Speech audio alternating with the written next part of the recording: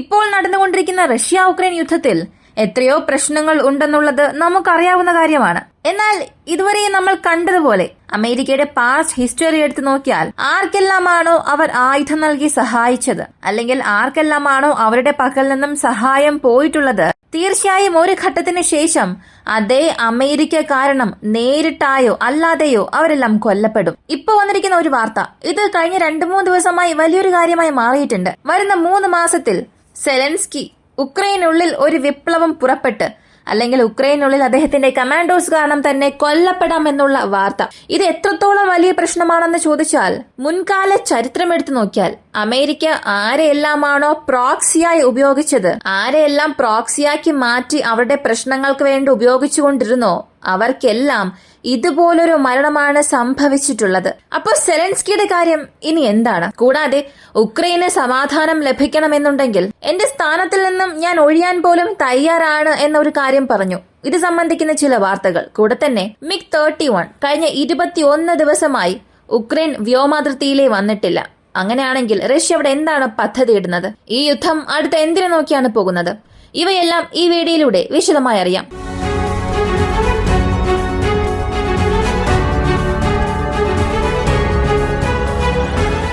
MiG-31 കുറിച്ച് ആദ്യം കണ്ട് അവസാനിക്കാം. ജൂൺ മാസം 21 തീയതി മുതൽ ഇന്ന് വരെയും ഏകദേശം 1 മാസത്തോളമായി MiG-31 ഉക്രൈൻ വ്യോമാതിർത്തിയിൽ കണ്ടിട്ടേയില്ല. ഇതിനിടയിൽ ഒരു ദിവസം MiG-31 interceptor Kinzhal hypersonic missile launch ചെയ്യുന്നതിന് വേണ്ടി റഷ്യൻ വ്യോമാതിർത്തിയിൽ പറന്നു. ഇതല്ലാതെ ഈ കിൻസൽ ഹൈപ്പർസോണിക് മിസൈൽസിനെ ലോഞ്ച് ചെയ്യുന്ന ലോഞ്ച് പോയിന്റ് അത് റഷ്യൻ പൊസിഷനിൽ നിന്നാണ് ലോഞ്ച് ചെയ്യുന്നത്. ആ ഒരു സ്ഥലങ്ങളിൽ പോലും ഇപ്പോൾ വരെയും യാതൊരു MiG-31 വിമാനങ്ങളും വന്നിട്ടില്ല.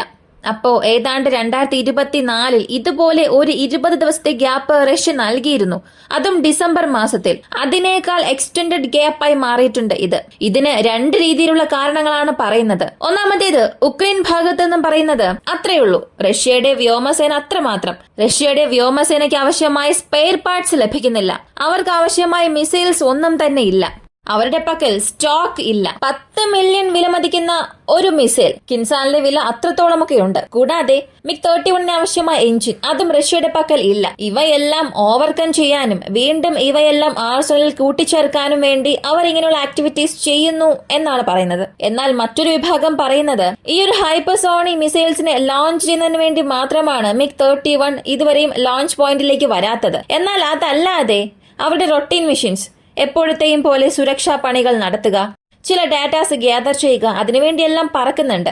അതെല്ലാം സാധാരണ രീതിയിൽ തന്നെ സംഭവിക്കുന്നുണ്ട്. അതിൽ യാതൊരു പ്രശ്നവും ഇല്ല. അപ്പോ ഉക്രൈൻ മാധ്യമങ്ങൾ പറയുന്നത് പോലെ സത്യത്തിൽ റഷ്യക്ക് സ്പെയർ പാർട്സ് പ്രശ്നം ഉണ്ടോ?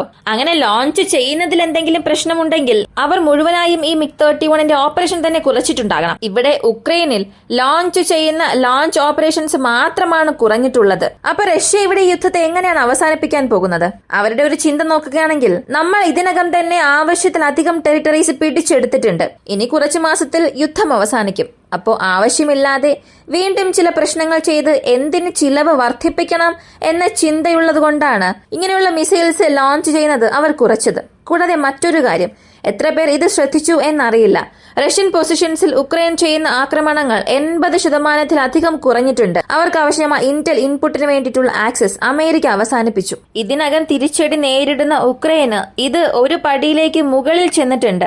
അവർക്കായിട്ടുള്ള ഒരു സിവിയർ തിരിച്ചടി തന്നെ നൽകിയിട്ടുണ്ട്. ജർമ്മനിയെ സംബന്ധിച്ച് അവിടെ ഇലക്ഷൻസ് നടന്ന് അവസാനിച്ചു. പഴയ ചാൻസലറായിരുന്ന വ്യക്തി പദവിയിൽ നിന്നും പുറത്തേക്ക് പോയി. എന്നാൽ ഒരു ഇലക്ഷൻസ് ഒക്കെ നടന്ന് ഭരണമാറ്റം സംഭവിച്ചാലും ഭരിക്കാൻ പോകുന്നത് പഴയ വ്യക്തികൾ തന്നെയായിരിക്കും. പുതിയ സർക്കാർ രൂപീകരിക്കാൻ പോകുന്നത് CU അംഗമാണ്. ഇപ്പൊ അവർ പറഞ്ഞിരിക്കുന്നത് അവരുടെ പക്കൽ പുതിയ സർക്കാർ രൂപീകരിക്കാൻ ആവശ്യമായ 40%-ൽ 28% മാത്രമേ അവരുടെ പക്കലുള്ളൂ. ഇനിയും ഒരു 12% ആവശ്യമാണ്. എന്നാൽ അവിടെ ഒരു ഭരണമാറ്റം സംഭവിച്ചാലും പഴയ അധികാരികൾ തന്നെയായിരിക്കും ഭരിക്കാൻ പോകുന്നത്. പുതിയ ഗവൺമെന്റ് എന്ന പേരിൽ എപ്പോഴത്തെയും പോലെ പഴയ ഗവൺമെന്റ് തന്നെയാണ് അവിടെ നടക്കാൻ പോകുന്നത്. തുടർന്ന് അമേരിക്കൻ പ്രസിഡന്റ് ഡൊണാൾഡ് ട്രംപ് പുതിയ സർക്കാരിന് ഒരു അഭിനന്ദനം നേർന്നിട്ടുണ്ട്. നിങ്ങൾ ജർമ്മനിയിൽ വീണ്ടും ഒരു വലിയ മാറ്റം കൊണ്ടുവരാൻ പോവുകയാണ്. അമേരിക്കയിൽ എങ്ങനെയാണോ ജനങ്ങൾക്ക് വേണ്ടിയിട്ടുള്ള ഒരു സർക്കാർ വന്നത്, അതുപോലെ ജർമ്മനിയിലും ഒരു വലിയ മാറ്റം വരുത്തും. ഇങ്ങനെ വരുന്ന ഒരു മാറ്റം ജർമ്മനി ജനങ്ങൾക്ക് മാത്രം അല്ല, യൂറോപ്യൻ യൂണിയനിലും ഒരു വലിയ മാറ്റം തന്നെ സംഭവിക്കും. പക്ഷേ ഇത് യൂറോപ്യൻ യൂണിയനിൽ ഒരു പ്രധാനപ്പെട്ട റോൾ പ്ലേ ചെയ്യുമെന്നുള്ളത് സംശയമാണ്.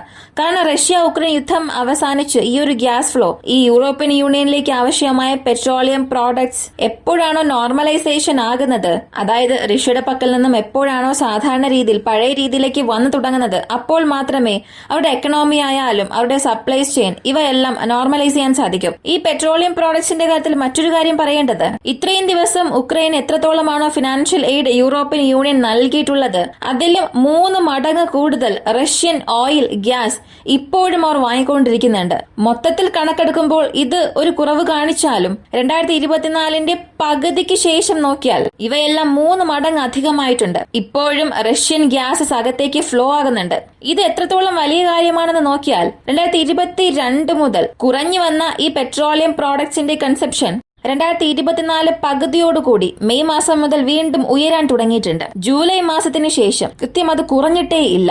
റഷ്യയുടെ ഗ്യാസസും റഷ്യയുടെ പെട്രോളിയം പ്രോഡക്ട്സ് എല്ലാം യൂറോപ്യൻ യൂണിയനിലുള്ള രാജ്യങ്ങൾ വാങ്ങുന്ന വിഹിതം 3 മടങ്ങ് വർദ്ധിച്ചിട്ടുണ്ട്. ഇവയെല്ലാം ഇൻഡയറക്റ്റ് എങ്ങനെ എഫക്റ്റ് ആകുമെന്ന് ചോദിച്ചാൽ എല്ലാം ഉക്രൈൻ തലയിൽ തന്നെ വന്നു വീഴും. എല്ലാവരും പദ്ധതിയിടുന്നത് ഉക്രൈന് നമ്മളെല്ലാം വലിയ സഹായം ചെയ്തു, അതിനാൽ ഉക്രൈനെ നമ്മുടെ നിയന്ത്രണത്തിലേക്ക് കൊണ്ടുവരാം, നമുക്ക് ആവശ്യമായ എല്ലാ മിനറൽസും അവിടെ നിന്നും എടുക്കാമെന്ന് യൂറോപ്യൻ യൂണിയൻ പദ്ധതിയിട്ടു. എന്നാൽ ഇപ്പോൾ അവർക്കൊരു തിരിച്ചടി നേരിടുന്നുണ്ട്.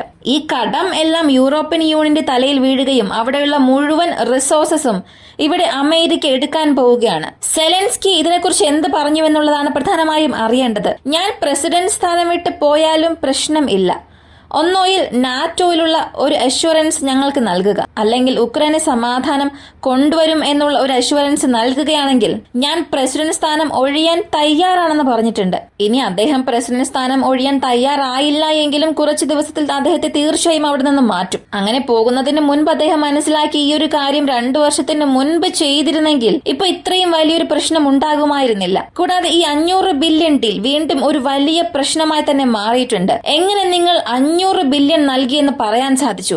വെറും 100 ബില്യൺ മാത്രമാണ് ഞങ്ങൾക്ക് നൽകിയത്. അതായത് ബൈഡൻ അഡ്മിനിസ്ട്രേഷൻ വഴി ലഭിച്ച സഹായം വെറും 100 ബില്യൺ മാത്രമാണ്.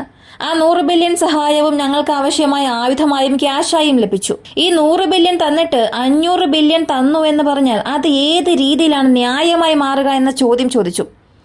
ഇപ്പോ അദ്ദേഹം തന്നെ ഈ 100 ബില്യൺ എന്ന കാര്യം സമ്മതിച്ചതുകൊണ്ട് അതിന്റെ കണക്കുകൾ ചോദിക്കാൻ തുടങ്ങിയിട്ടുണ്ട്. 100 ബില്യൺ വാങ്ങിയെന്നുണ്ടെങ്കിൽ അത് ഏതൊക്കെ സെക്ടേഴ്സിൽ ചിലവാക്കിയിട്ടുണ്ട്? റീകൺസ്ട്രക്ഷനും ചേർത്താണ് എയ്ഡ് വന്നത്. അങ്ങനെയാണെങ്കിൽ റീകൺസ്ട്രക്ഷന് വേണ്ടി എത്രത്തോളം ചിലവാക്കിയിട്ടുണ്ട്, ഈ കിട്ടിയതിൽ ജനങ്ങൾക്ക് വേണ്ടി എത്ര ചിലവാക്കി, ഇങ്ങനെയുള്ള എല്ലാ കണക്കുകളും ചോദിച്ചിട്ടുണ്ട്. അവസാനമായി അറിയാൻ പോകുന്നത് കേഴ്സ്കിനെ കുറിച്ചാണ്. റഷ്യൻ നിയന്ത്രണത്തിലുണ്ടായിരുന്ന ചില പ്രദേശങ്ങൾ ഉക്രൈൻ ഇപ്പോൾ തിരിച്ചെടുത്തിട്ടുണ്ട്. ഇതിനവർ പറഞ്ഞത്, ഞങ്ങൾ ഇതിനെ ടെറിട്ടറി എക്സ്ചേഞ്ചിന് വേണ്ടി ഉപയോഗിക്കും. ഉക്രൈന്റെ ഭൂപ്രദേശമെല്ലാം റഷ്യ കൈവശപ്പെടുത്തിയിരിക്കുകയാണ്. ആ ഒരു ഭൂമിയെ തിരികെ വാങ്ങുന്നതിന് വേണ്ടി ഇതിനെ ഒരു ട്രംപ് കാർഡായി ഉപയോഗിക്കാൻ പോകുന്നു എന്നാണ് പറഞ്ഞത്. സത്യത്തിൽ ഈ ലോജിക് മനസ്സിലാകുന്നേ ഇല്ല. 600 സ്ക്വയർ കിലോമീറ്റർ അല്ലെങ്കിൽ ഒരു 1000-1200 സ്ക്വയർ കിലോമീറ്റർ എന്ന് നമുക്ക് പറയാം. ഇത്രയും ഉക്രൈൻ കൈവശപ്പെടുത്തിയിരിക്കുകയാണ്. എന്നാൽ മറുവശത്ത് നോക്കിയാൽ ഏകദേശം 1,60,000 സ്ക്വയർ കിലോമീറ്റർ വരെയും റഷ്യ പിടിച്ചു വെച്ചിരിക്കുകയാണ്. അപ്പോ ഈ 1000-1200 സ്ക്വയർ കിലോമീറ്റർ കൊടുത്തിട്ട് 1,50,000 സ്ക്വയർ കിലോമീറ്റർ തിരികെ വാങ്ങണമെന്ന് ചിന്തിക്കുന്നത് എന്ത് ഡീലാണ്? ഇതിനിടയിൽ റഷ്യയിലേക്ക് തുർക്കിയിലെ ചില പ്രതിനിധികൾ വന്നു. കാര്യങ്ങൾ വീണ്ടും ചൂടുപിടിക്കാൻ തുടങ്ങിയിട്ടുണ്ട്. അപ്പൊ എന്തായാലും 1-2 മാസത്തിൽ റഷ്യ ഉക്രൈൻ യുദ്ധം അവസാനിക്കും. ഇതിനുശേഷം സെലൻസ്കിയുടെയും ഉക്രൈന്റെയും അവസ്ഥയാണ് മനസ്സിലാകാത്തത്. ഉക്രൈൻ ജനങ്ങൾ വളരെ പാവമാണ്. അടുത്തു വരാൻ പോകുന്ന ഒരു 20-30 വർഷം ഉക്രൈൻ ജനങ്ങൾക്ക് വളരെ ദുഷ്കരമായിരിക്കും. വില വർധനവും മറ്റ് പ്രശ്നങ്ങളും കാരണം തീർച്ചയായും അവർ വലയേണ്ടി വരും. എല്ലാം ഈ ഒരു യുദ്ധം കാരണം, ആ ഒരു മനുഷ്യന്റെ അഹങ്കാരം കാരണം. അത് സമ്മതിച്ചേ പറ്റൂ.